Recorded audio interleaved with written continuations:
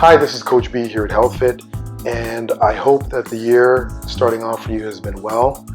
We know that the past few years have been a challenge, and I wanted to talk to you about a few things that I've heard from personal experience that I think will be helpful for you. So as we know, usually at the beginning of the year, people are starting off with goals, they're making resolutions about improving themselves, and one of those areas that people talk about is working out or taking better care of themselves. Now, we know that this has almost become a cliche. I want to start eating better, I want to start going to the gym, or whatever it is that we put in as a goal or as a resolution. So but what we tend to find is after about a few weeks or a few months, we haven't quite reached those goals and we haven't made as much progress as we would have liked, and we get frustrated. And so usually what happens is when people get frustrated, or even along the way, there's a lot of negative self-talk. So with that self-talk, and it sounds like this, and you can see if you can hear yourself in any of this self-talk too. I never finish anything. I'm starting. I really want this, but I just don't think I can do it. I've tried everything, and it hasn't worked. It's too hard, or I'm just gotta accept myself the way that I am. This is important because what we tend to find is that this is very, very common language that we use with ourselves. But more importantly, this is setting the tone for how we really see ourselves. So I'd like to share an experience, or my experience, with some of these struggles, because we can all relate to some form of a struggle where we're trying to attain something or try to reach something and we're just having trouble or we're not quite getting there. So anybody that knows me knows that for years I was a competitive bodybuilder, and when I left bodybuilding, I was concentrating mostly on my career in personal training. So occasionally I'd run into people that I compete with or who had known me when I was competing.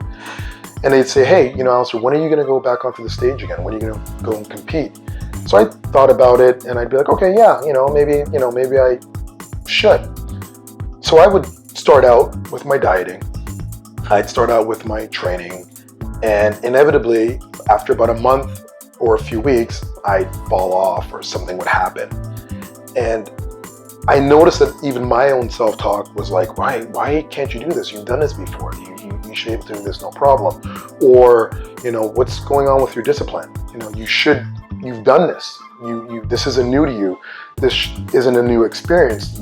You should be further along. So this, amongst other conversations that I'd have with myself, would really be dominant in my mind a lot. Because again, it was something that I had done for a while. It was something that I thought I was pretty good at, and I thought I had great discipline.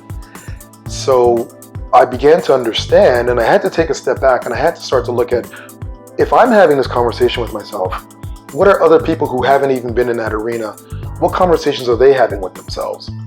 So I found some things along the way that I wanted to share with you about how I was able to address it and have a much healthier look and approach to my goals and things that I wanted to achieve.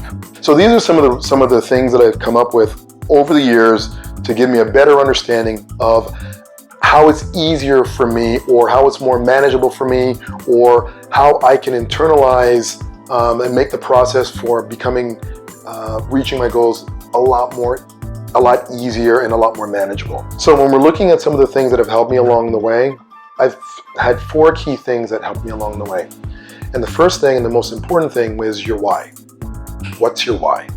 Now, the why usually tends to be trumped by the what. People tend to focus on what should I do, what should I eat, what plan or workout should I do. But those inevitably will always fall off if your why isn't strong enough. Your why has to be very, very strong. So when someone says, hey, I want to lose 15 or 20 or 30 pounds, we get that. The motivation is going to be strong when a person first starts out, and that's usually what happens with a lot of people. The first few weeks or a month or two out of the gate, that motivation is really, really strong. But if your why isn't strong enough, why are you really, really wanting to do this? Why are you really wanting to lose 10, 15, 20, 30 pounds? If that's not strong enough, it's not going to be able to hold you. Now this becomes significant because that's where a lot of people run into trouble. Usually at that stage of a few months or a few weeks into the process, when their why isn't strong, they begin to question why they're doing with the things that they're doing. So if you're able to come back to that why, and again, this is a very, very personal thing. I can't tell you what it is. Everyone has their own why. But if you can come back to that why, and it's very strong, that will allow you to continue and go forward with whatever it is you're doing, because there's always going to be an ebb and flow, but we'll talk about that after. So another rule that I found, or another tool that I found that was helpful for me was self-talk, was be gentle with yourself, but be accountable. Now, this is important because we can be really, really hard on ourselves. We tend to be a lot harder on ourselves than we really even notice. So with a lot of the self-talk that we have, that becomes internalized, and we can start to play that reel over and over and over again. Now, I'm not absolving you of any accountability, which is the next part of it. You have to be able to hold yourself accountable. So usually what that means is, if something doesn't go the way that you want it to, what you really want to do is you want to take a look and acknowledge what happened. Why wasn't I able to do or achieve the thing that I was able to do, right? We got to acknowledge that first. Then you want to look at, okay, identifying, is this something that I can correct? If it's something that you can correct, then you can go ahead and you can do it. If not, then we have to splinter off and figure out if there's something else that we need to do. But the accountability is a really, really important thing, because if you have the beating up of yourself, and if we can change that talk, but then if you can look at yourself and say, okay, I'm going to hold myself accountable for the things that I've done or haven't done, that becomes really, really important too. So you've got to be able to hold yourself accountable. And if that means that you need to work with somebody, if you need to work with a trainer, if you need to work with a therapist, if you need to work with anybody that's going to be in alignment with your actual goals or any resolutions that you have, you need to be able to go to them if you need to and hold yourself accountable, or have them hold you accountable. The third thing is understanding that it's a marathon with occasional sprints. Sometimes we tend to want our successes to be immediate. We make a change in our eating plan, we make a change in our lifestyle, and we think, this is really hard, I should be able to see the results of this right away. But we all know that that's not true. We'd like it to be true, but we all know that that's not necessarily true. So we tend to look at these short-term issues that we're having, where we're looking at it and we don't see the results right away, and we go, well, it's not working, and we tend to lose interest, or we tend to fall off. Understand the bigger picture. Understand, and this goes back to the number one, which is your why. Why is it that you're doing whatever it is that you're doing? Somebody that comes in and says to me that they want to lose 30 pounds, and they say they just want to lose it because they want to be able to fit into a pair of pants, it's not going to be strong enough. But if we dig a little bit deeper and they say, hey, my father died of obesity and heart disease, and I don't want to go down that road again. I want to be there for my kids. I want to be there for my family. That's a strong why, right? That's a strong why. And that's why when you understand the bigger picture and these two tie in together, when you understand that it is a marathon, it's a long-term process where you're going to be looking at yourself and evaluating yourself, which was going back to number two, holding yourself accountable. You can start to put things in place where you say to yourself, okay, right, maybe I wasn't as successful as I wanted to be today, but I know I can be a little bit later on tomorrow, or the next day, or the next day. Now, occasional sprints. Sometimes you're just going to have to get on it. There's no other way to kind of sugarcoat it. Sometimes you're just going to have to move. You're just going to have to get up and you're going to have to move. You're just going to have to jump in and just start something or take some action. Those are the sprints. But they're not all the time. They're occasionally. So understanding that it is a marathon, it's long term, with occasion that you're going to have to step up and you're going to have to do some things right away. The fourth one, and one that I also think is really important, and because people can kind of box themselves in, is that plans can change. Understand that. Plans can change. We can have the best laid plans when we start off in January, but by the time you hit March, things happen.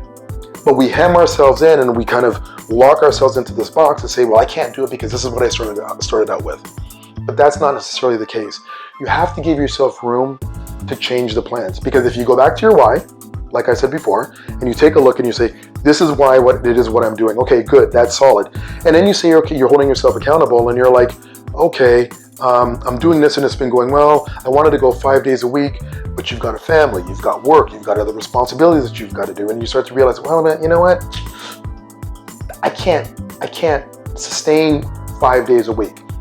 What can you sustain? 2 days a week. You know what? Now you've got to be okay with changing the plan, because plans can change. There's always an ebb and flow to everything that we do. Sometimes your momentum is going to be taking you a lot higher, and you're going to be just like a bird on the breeze, and you're floating along. It's not that much work. Other times you're going to feel like you're going into a headwind, and everything just feels like it's hard. Give yourself the room to make changes in your plans if you need to. After you've held yourself accountable, and if it's in line with your why, then you can go and you can make some changes. So you can give that some thought too. So these are the 4 things that I found to be very helpful for me, that I hope will be very helpful for you as you move forward to 2023. If you'd like to chat more, you can always reach out to us by checking out our website at healthfitinc.com, or you can go on to our Instagram page. Bye for now.